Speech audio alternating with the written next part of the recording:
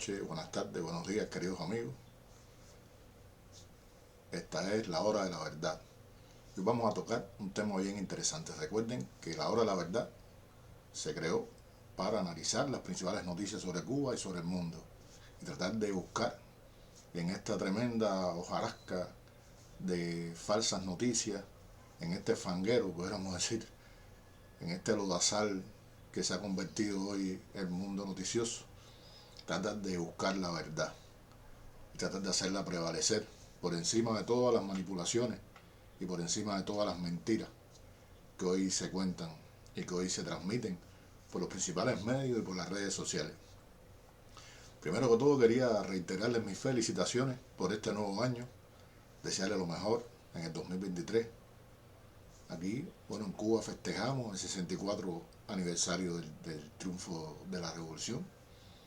En mi barrio hubo fiestas, realmente han sido días festivos, han sido días de alegría, han sido días de recordación, porque la figura de Fidel evidentemente estuvo presente en cada una de estas celebraciones, en cada uno de estos actos. Y celebramos la llegada del año nuevo. Nosotros tenemos esa suerte, o sea, recibimos el nuevo año y recibimos también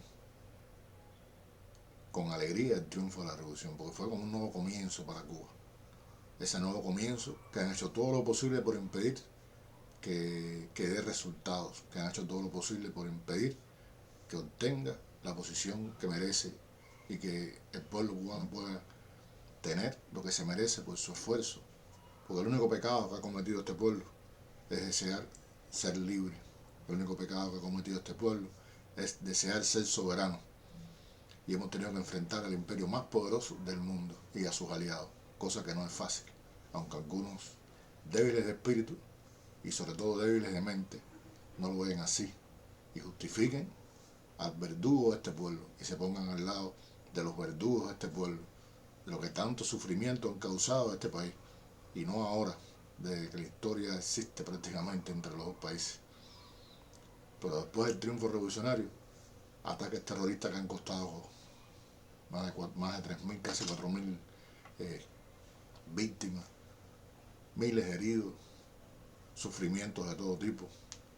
Por solo recordarles algunos, la hazaña, la gran hazaña de los luchadores por la libertad de introducir el dengue hemorrágico, que fue reconocido por uno de ellos cuando fue juzgado, no es un invento nuestro, que causó la vida a más de 200 niños en Cuba y miles de enfermos. Los atentados que se hicieron contra nuestra fábrica, contra nuestras industrias, contra nuestras tiendas, contra nuestras escuelas, los asesinatos de maestros alfabetizadores.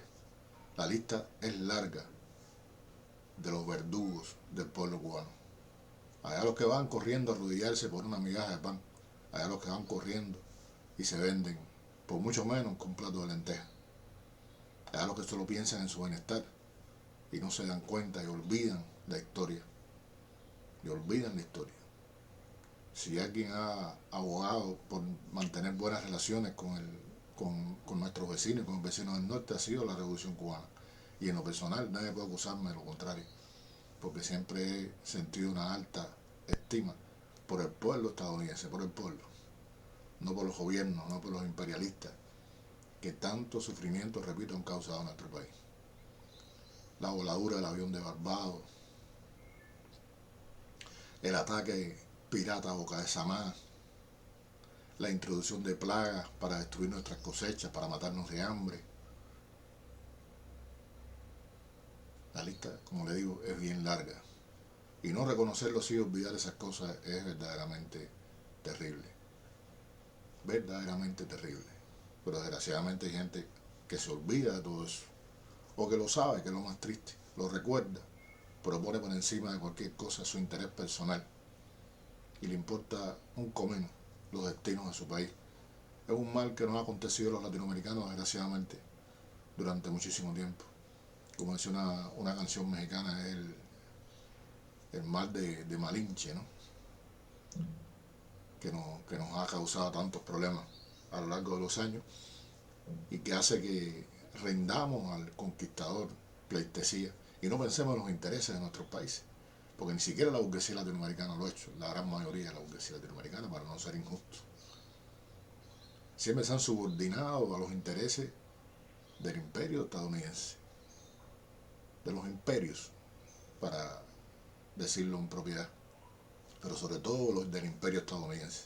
Ha sido una burguesía subordinada, no ha sido una burguesía nacional, nacionalista, independiente, soberana, que ha buscado el interés, en el interés colectivo, su propio interés. Porque si las naciones fueran fuertes, si Latinoamericana fuera un solo país, si no hubiéramos logrado integrarnos, los primeros beneficiados en esa historia serían nuestros pueblos, pero serían beneficiados también los empresarios, la burguesía latinoamericana, que sería entonces independiente, competente, capaz de buscar sus propios caminos. No ahora una burguesía testaferro, subordinada, que es lo que es hoy en día, y que actúa en beneficio del imperio todo el tiempo, porque los ejércitos están creados no para defenderse de una agresión extranjera, han sido creados para reprimir al pueblo. La policía no ha sido creada para lograr la tranquilidad ciudadana, sino para reprimir a los que se manifiestan contra las ideas de los gobiernos subordinados a los Estados Unidos. Esa es la gran realidad de este continente, desgraciada realidad de este continente. Y como esta es la hora de la verdad, pues vamos a hablar de hoy. Vamos a entrar con una noticia que me parece bien interesante. Para los que dicen que el bloqueo no existe, para los que dicen que es una entelequia, vamos a hablar de un hecho muy concreto que acaba de ocurrir, analizando la noticia, buscando en la noticia. Y escogí al nuevo Herald, fíjense ustedes, porque me parece que con más sinceridad ha comentado esa noticia ha sido el nuevo Herald. Lo ha hecho con una sinceridad extraordinaria. Y respeto eso, que lo hagan con esa sinceridad, porque nos permite a nosotros tener claridad y esclarecerle a la gente sobre qué tratan estas cosas. Está extremadamente claro ahí cuáles son las intenciones de la medida que tomó el gobierno de los Estados Unidos. Y vamos a hacer una pequeña pausa para entrar de lleno en este tema tan, pero tan interesante. El bloqueo es una guerra económica contra Cuba.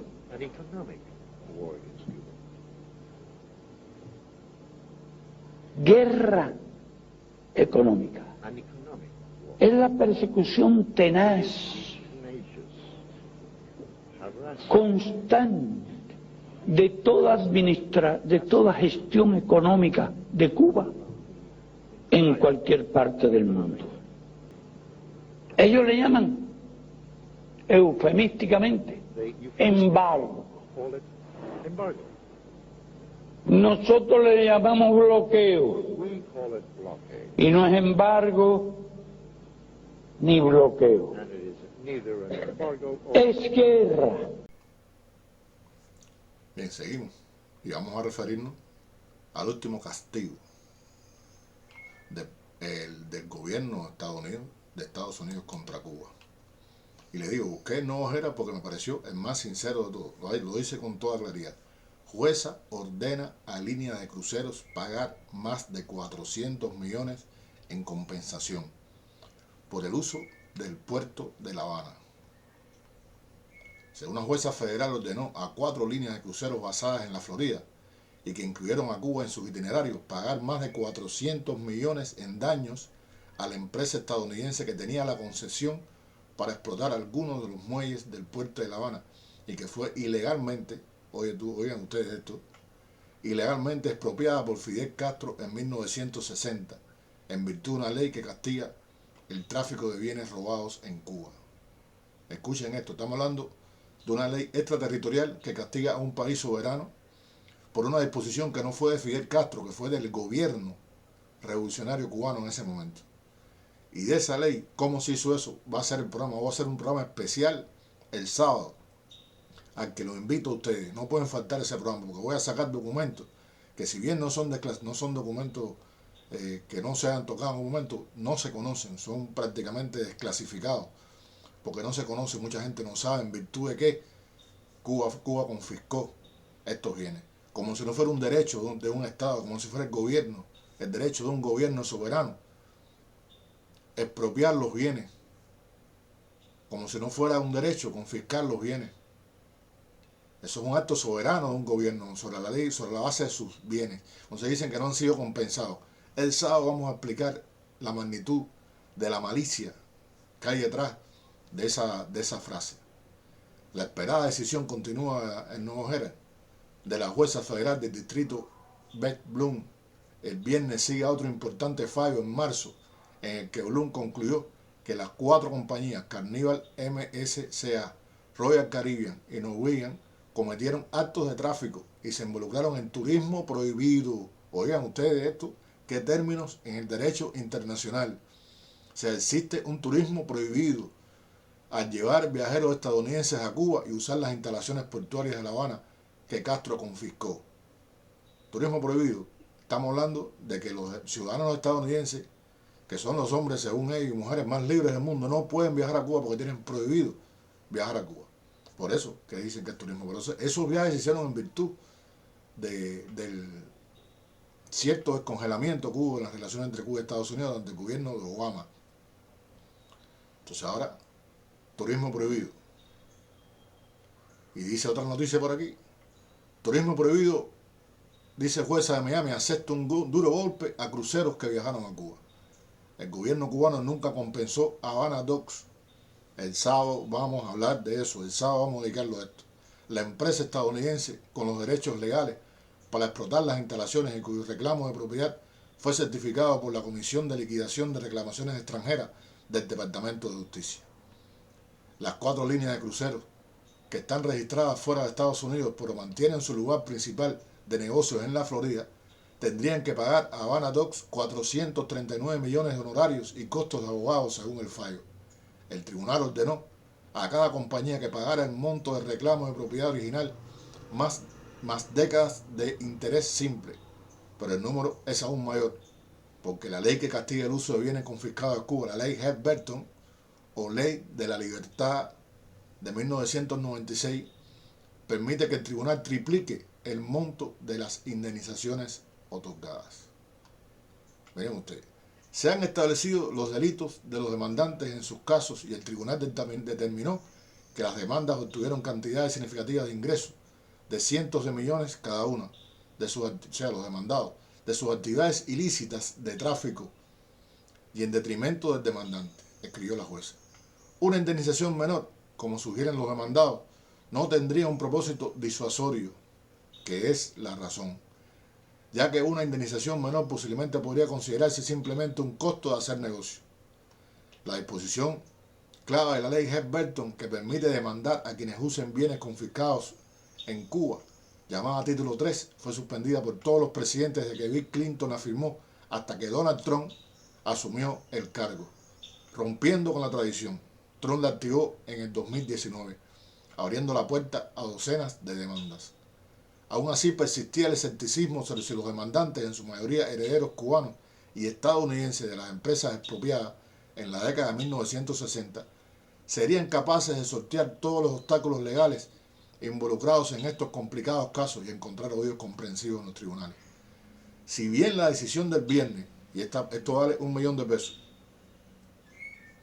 si bien la decisión del viernes podría apelarse, demuestra que al menos algunas demandas basadas en la ley Hart-Burton podrían ganarse y terminar con millones de dólares en pagos, ofreciendo esperanza a los estadounidenses y especialmente a las familias cubanoamericanas que durante muchos años han esperado obtener compensación por las acciones de Castro, lo vuelvan a individualizar de nuevo. Al mismo tiempo, la multa multimillonaria envía una advertencia, y aquí está la razón de la ley Hart-Burton y la razón del castigo del gobierno de los Estados Unidos. Al mismo tiempo, la multa multimillonaria envía una advertencia a los posibles inversionistas y a quienes deseen hacer negocios con el gobierno cubano. Oigan ustedes, continúa la jueza.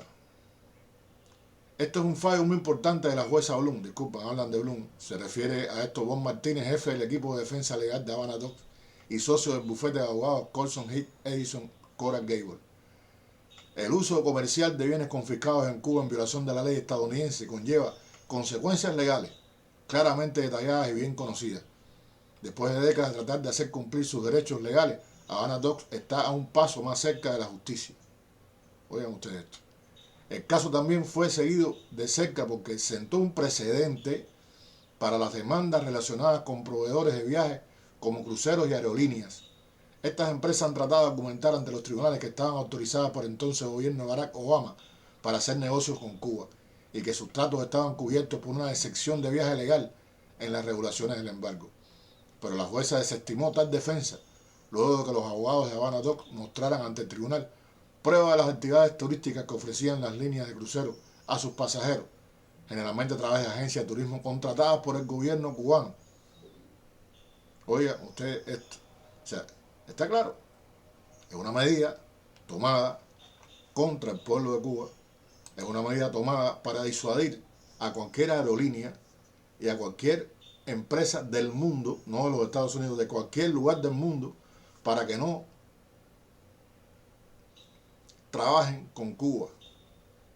Está dirigido a afectar el turismo cubano. Entonces son tan sinvergüenzas todos estos medios al servicio de Estados Unidos, el toque, todos estos medios son tan Cibercuba, todos ellos, que todos se ponen a hacer comparaciones, entonces se ponen a decir que si el turismo cubano ha sido el que menos ha crecido en el Caribe, comparado con los compadres, yo quisiera ver qué podían hacer toda esta gente, vecinos nuestros, que nosotros nos alegramos que tengan éxito, qué podrían hacer bajo este tipo de sanciones.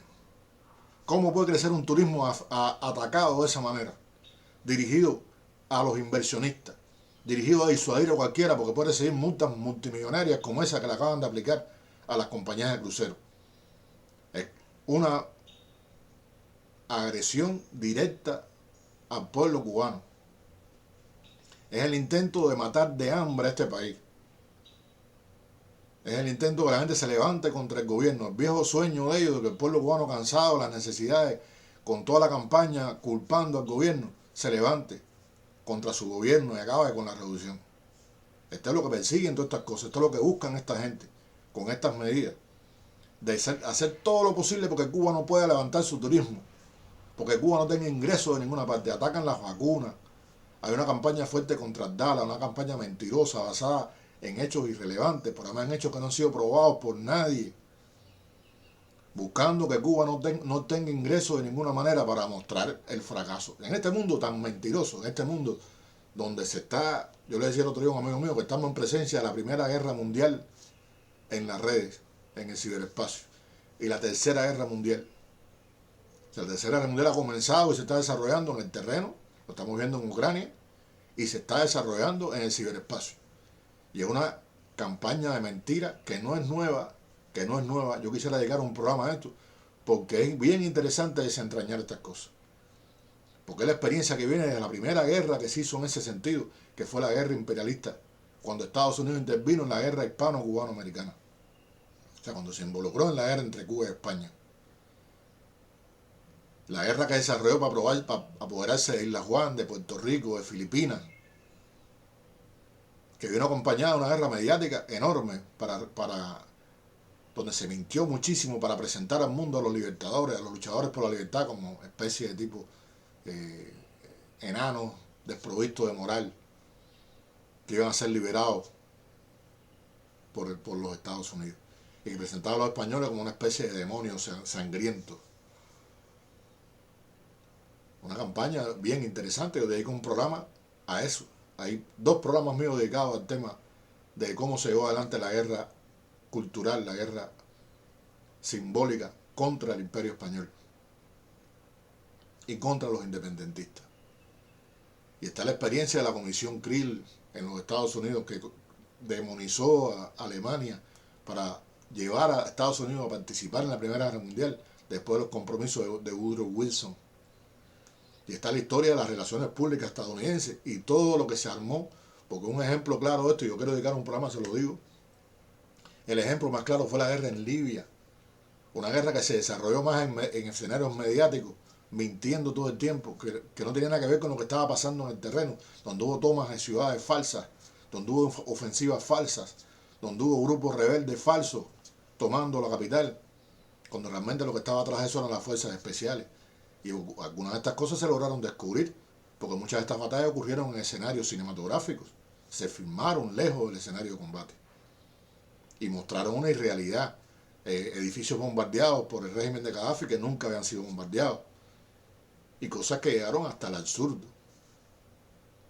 Pero las compañías de relaciones públicas, y vamos a hablar de eso en un programa dedicado a ese tema, armaron todo un tinglado de falsedades alrededor de la guerra en Libia, como lo hicieron en Irak, porque hubo una compañía contratada para dar una imagen pública de lo que estaba pasando en la guerra. Y da risa a de las cosas que se hicieron. Como presentaron, hay una imagen que salen los iraquíes derribando la estatua de Saddam Hussein, pero la estatua aquella era imposible derribarla con una soga. Y todo eso fue un montaje de esta compañía de relaciones públicas. Y cogieron un tanque M1 Abrams con unas cadenas y alaron, por eso no salió en la cámara. Lo que salió en la cámara era la gente alando, y después editaron y parecían los iraquíes tumbando, cuando era un tanque M1 Abrams el que estaba alando la estatua. Y así hicieron montones de cosas en Irak. Falsearon escenarios, construyeron escenarios falsos. Lo hicieron en Afganistán. Ya se han ido desarrollando, han ido prosperando en materia de mentir, cómo mentir más y mejor usando las nuevas tecnologías. Y estas compañías de relaciones públicas vinculadas estrechamente al gobierno de Estados Unidos se han vuelto realmente maestras en eso. La guerra en Siria es otro ejemplo. Recuerden todos aquellos famosos ataques químicos que no ocurrieron, los falsos ataques químicos. Y la guerra en Ucrania, ni para qué te voy a decir. Ustedes lo saben. O sea, la guerra en Ucrania es una guerra que está transcurriendo de una manera en el terreno físico y de otra manera muy diferente en el terreno virtual, en el terreno de las noticias, en el terreno de los medios. O sea, realmente es espantoso lo que ha pasado. Entonces Cuba está sufriendo eso. O sea, Cuba tiene una enorme campaña de descrédito montada para demostrar el fracaso de la revolución cubana, dirigida sobre todo a sus ciudadanos y a la solidaridad internacional. Y viene acompañada junto con esto de estas cosas. Entonces, dime tú, ¿cómo es posible que un cubano, fíjate si es exitosa este tipo de guerra, que uno se pregunta, ¿cómo es posible que un cubano que se entere, que lee en la prensa de ellos, que han sido castigados a una compañía de crucero con 400 millones para desestimular las inversiones en Cuba, y te diga después que no creen en el bloqueo? ¿Cómo es posible que haya gente en Cuba que diga que no creen en el bloqueo después de una noticia como esta? Que no lo estoy leyendo de Granma, lo estoy leyendo en Nuevo Herald. Y el Nuevo Herald está diciendo con toda claridad que lo que buscan es disuadir a las empresas extranjeras de invertir en Cuba. O sea que esa es la intención, que no ocultan de ninguna manera. Es la intención más que clara de matar de hambre a este pueblo, señores. O sea, el sábado vamos a hacer un programa para desmentir esto. Yo tengo los documentos, incluso los tengo en la mano. Voy a elaborarlo bien, voy a trabajar bien con ellos. Tengo los documentos en las manos que demuestran la falsedad de que Cuba no quiso pagar las compensaciones a esta gente. Demuestra la falsedad de esa campaña. ¿Y bajo qué ley se amparó Cuba para hacer eso? Es un derecho soberano en un país confiscar propiedades. Es un derecho soberano que tiene cualquier país. Ahora, el gobierno de Estados Unidos nunca ha confiscado ninguna propiedad. Ahí no se confiscan propiedades. De verdad que no. Ningún país europeo, ningún estado europeo ha confiscado propiedades. Nunca lo han hecho. De verdad. Es una excepción Cuba confiscando propiedades. Podríamos demostrar todo lo contrario. Pero no es el objetivo. Vamos a demostrar el sábado en qué se amparó el gobierno cubano para confiscar esas propiedades y cómo Cuba sí quiso compensar a esas empresas. Cómo sí hubo manera de compensar a esas empresas, pero nunca devolvieron nunca dieron una respuesta a ninguna de las propuestas que Cuba hizo en esa materia. Nunca respondieron, porque a ellos les convenía mantener ese estatus, les convenía mantener a través de los años esa situación en que Cuba pareciera como el Estado villano que no ha querido pagarle las compensaciones a los ciudadanos estadounidenses. Y además ahora van el derecho también de juzgar sobre el hecho de los ciudadanos cubanos, que en ese momento eran ciudadanos cubanos. Por ahí había montones de ladrones del gobierno de Batista, que fueron los primeros que se le confiscaron las propiedades, que eran propiedades malavidas, propiedades fruto de negocios turbulentos. Y eso lo sabe hasta el gato en Cuba. Entonces, si hicieron ciudadanos americanos, entonces entran en esa categoría y pueden reclamar hoy en día. Entonces, empresa extranjera que invierte en Cuba puede recibir una sanción multimillonaria. Y después dicen, no, pero el turismo cubano no funciona. Ha crecido menos que el resto de los países del Caribe.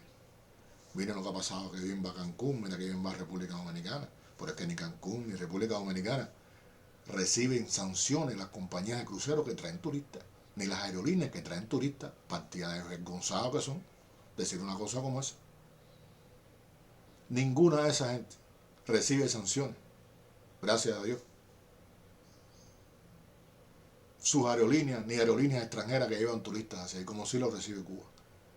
Y reciben cruceros de Estados Unidos sin problemas, sin ningún problema. Y los cruceros van y vienen y traen turistas de todas partes, y las aerolíneas traen turistas de todas partes, sin recibir sanciones de Estados Unidos. Ahí no se castiga a la gente. Ahí no se le dice al turista europeo que si va a Cuba, después no va a poder ir a los Estados Unidos no sé qué tiempo. Ahí no se hace ninguna de esas cosas que sí se hace contra el turismo cubano. Porque hay tan personas tan obcecadas. A mí me produce tristeza, de verdad, escuchar a gente en Cuba decir que el bloqueo no existe, que es un invento del gobierno cubano para justificar sus errores.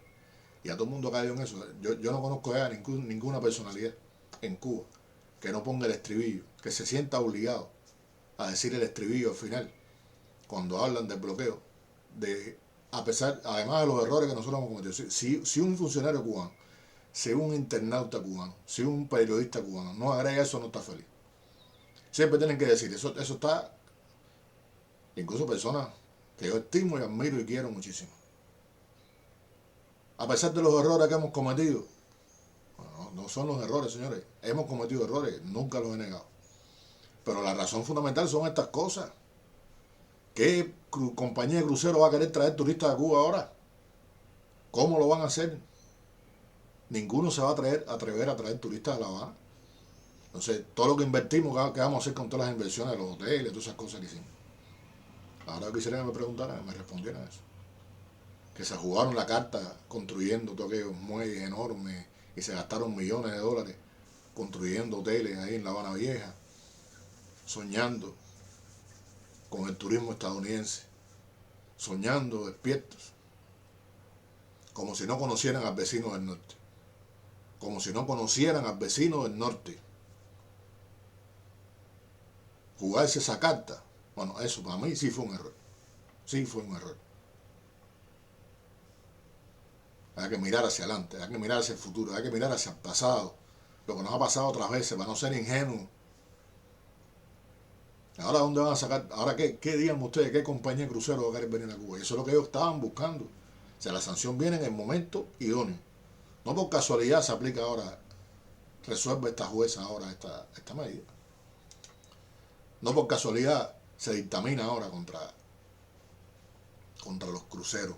En el momento que Cuba está intentando levantar el turismo, que ellos saben que es una fuente de ingreso importante para el país y que puede servir de motor impulsor de la economía cubana. Fíjense que han atacado los dos frentes fundamentales de la economía cubana: la biotecnología, las farmacéuticas, las vacunas cubanas. Y la otra fuente importante de ingreso al país, el turismo. Atacándolo con todos los hierros. Quitándole cualquier entrada de oxígeno a la economía cubana. Para provocar el caos en el país, para provocar el desabastecimiento, para provocar sufrimiento. Y por supuesto la gente se sigue yendo, la gente sigue emigrando hacia los Estados Unidos, entonces presentar la imagen del fracaso de la revolución cubana.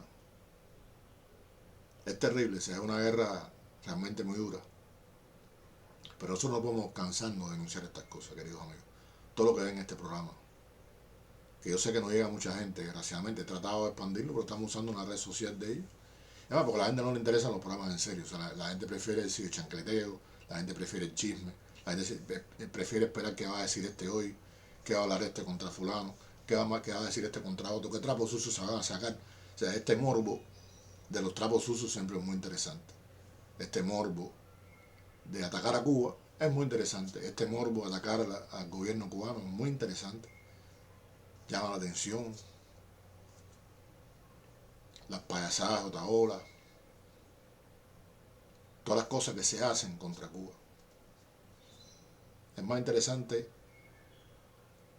caerse acusaciones uno y otro. A mí me recordaba un poco lo de Pablito Fejé, ¿te acuerdas? ¿Se acuerdan aquello de Pablito Fejé, el médico de la salsa? En el mundo real, ¿no? Cuando aquello no existía este mundo de hoy. Que se tiraban en los conciertos uno al otro, la gente decía que estaban fajados Pablito con el otro. Y al final los dos estaban teniendo, porque la bronca entre ellos dos traía cada vez más y más y más personas, y más personas sus conciertos. Entonces sale una persona, enseña la arcila y el pelo en la arcila, entonces gana no sé cuántos seguidores. La otra deja sin querer un consolador de atrás en el librero y se hace viral. El otro tuerce su camino. Siempre ha sido un hombre respetable, de una primera tuerce su camino, se pone a hablar sandeces, salía con lo peor de los enemigos de Cuba, porque está buscando views, desesperadamente buscando views, a como de lugar. Y uno dice, coño, pero ¿cómo es esto? Y se encuentra así montones de personas que viven de las redes sociales. No sé, un programa que está haciendo una denuncia del bloqueo de estas cosas, ¿no? Ahí están mis fieles seguidores a los que les mando un gran abrazo y una gran felicitación, los que se han mantenido fieles a lo que yo hago aquí.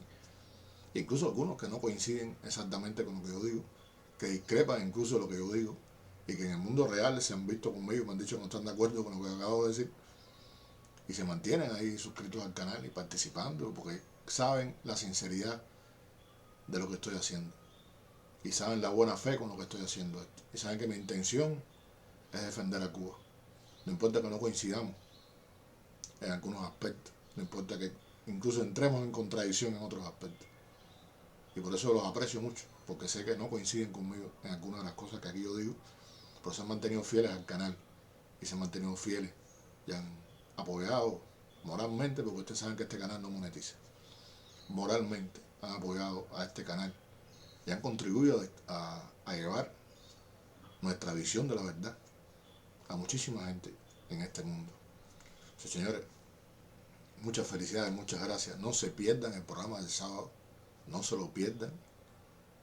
De verdad, vamos a hablar de las confiscaciones, vamos a hablar, aquí yo tengo el documento, del proceso de nacionalización en Cuba e indemnización. Vamos a hablar aquí qué fue lo que pasó realmente, qué pasó en Cuba. Aquí encontré datos interesantísimos que si lo hubiera tenido en el programa pasado sobre cómo era la Cuba antes del 59 lo hubiera dicho, porque realmente está extraordinariamente interesante estos datos que se dan aquí.